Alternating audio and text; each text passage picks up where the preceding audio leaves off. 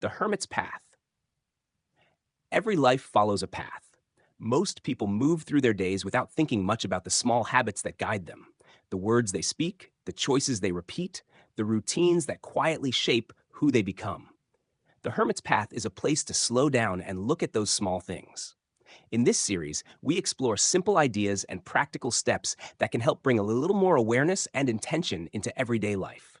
Nothing complicated, just thoughtful ways to live a little more deliberately, one small step at a time. The quiet reason I stopped chasing people. There was a time in my life when I thought something was wrong with me because I didn't enjoy being around people the way other people seemed to. I watched others chase crowds, constant conversation, packed schedules, and noisy rooms like they were afraid of silence itself. Meanwhile, I spent most of my life searching for quiet corners to disappear into. For years, I tried to force myself into spaces that never fit me. Family gatherings that drained me. Social circles where the conversations felt shallow and rehearsed. Places where everyone seemed to be performing for each other instead of actually connecting. I would come home exhausted, not because anything terrible had happened, but because none of it felt natural to me. And for a long time, I confused that exhaustion with failure. I thought maybe I wasn't social enough. Maybe I was too sensitive. Maybe I needed to get out more. That's what people always say, isn't it? As if more noise is somehow the cure for a mind that craves peace. But eventually I realized something important. Wanting solitude is not the same thing as hating people. Some people recharge through conversation. Some recharge through crowds and activity and movement. But some of us recharge through stillness, through long walks, through quiet mornings, through sitting with our thoughts without somebody interrupting them every 5 seconds. I started noticing something else too. Most of the exhaustion I felt around people wasn't caused by people themselves. It was caused by performance. The constant pressure to react correctly, speak correctly, smile correctly, care about things I honestly didn't care about.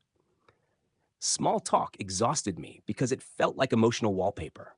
Noise for the sake of avoiding silence. The older I got, the more I realized silence was never the enemy.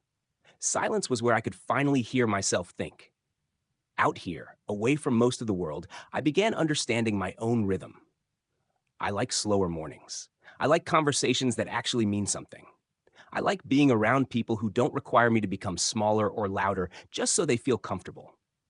And honestly, I think many people who believe they don't like people are actually just exhausted from trying to survive environments that were never built for them in the first place. There's also the truth nobody likes talking about. Some people become solitary because they've been disappointed too many times. They trusted the wrong people. They gave too much of themselves away. They learned the hard way that not everybody who smiles at you values you. After enough experiences like that, solitude stops feeling lonely and starts feeling safe. That doesn't make someone broken. It makes them cautious. Then there's simple exhaustion. Modern life pushes people constantly.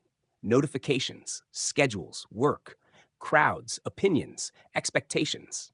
By the time many people finally make it home at night, they don't want another conversation. They want quiet. They want relief. They want one part of the day where nobody needs anything from them. I understand that feeling deeply, but I've also learned something important along this path. Solitude only becomes dangerous when you stop living inside it and start hiding inside it. There's a difference. Healthy solitude restores you. It helps you think clearly. It helps you reconnect with yourself. Unhealthy isolation slowly convinces you the world has nothing left worth touching. One brings peace, the other slowly steals it. That's why I still believe in meaningful connection. I just believe it looks different than most people think. I don't need a room full of acquaintances. I don't need endless social calendars. I would rather have one honest conversation beside a campfire than 50 shallow interactions in a crowded room. The truth is, I stopped trying to become someone more social and started becoming someone more honest. Honest about my energy. Honest about my limits. Honest about what kind of life actually gives me peace instead of just looking acceptable to everybody else. And maybe that's the real lesson here. Maybe the goal isn't forcing yourself to love crowds when your spirit clearly longs for quiet. Maybe the goal is learning the difference between loneliness and restoration. Maybe the goal is understanding yourself well enough to build a life that fits your nature instead of constantly apologizing for it. These days, I no longer feel guilty for enjoying my own company. I no longer feel the need to explain why silence feels comforting to me. I understand now that some of us were simply built for quieter paths. And honestly, there's a lot of peace waiting once you finally stop fighting that truth. Walking the hermit's path doesn't require dramatic change. Most of the time, it begins with something small: a new habit, a different way of thinking, or a simple choice made with a little more awareness. If something in this episode resonated with you, consider giving the video a like and sharing it with someone who might also appreciate the idea. And if you'd like to continue exploring simple ways to live more intentionally, be sure to subscribe and join me again along the Hermit's path.